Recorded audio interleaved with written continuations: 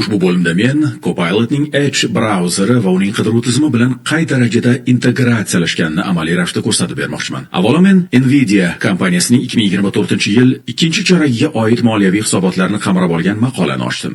Endi esa Copilot ushbu hisobot haqidagi ma'lumotlarni biz uchun qay tarzda saralab jamlab berishni ko'rib chiqamiz. Bunda biz Copilot'ga quyidagi so'rovni berdik. Bu sahifa nima haqida?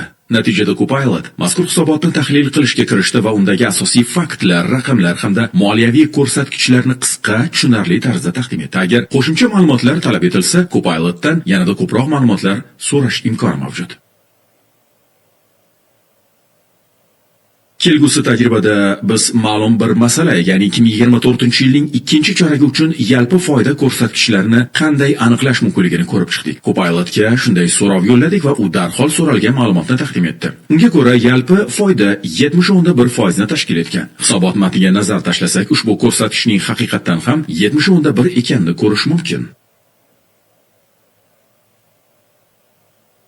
Endi esa yana bir qiziqarli tajribaga o'tamiz. Sun'iy intellekt yordamchisiga so'rov asosida tasvir yaratish vazifasini yuklaymiz va uning ijodiy imkoniyatlarini sinab ko'ramiz. Birinchidan sahifani yangilaymiz va yangi chat oynasini ochamiz. Keyin esa quyidagi so'rovni kiritamiz.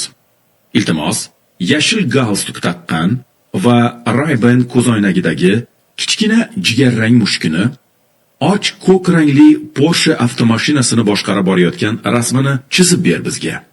So'rovdagi tafsilotlar aniq ko'rsatilgan.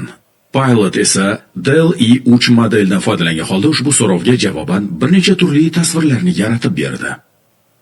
Natijalarga qarab shunday xulosaga kelish mumkin.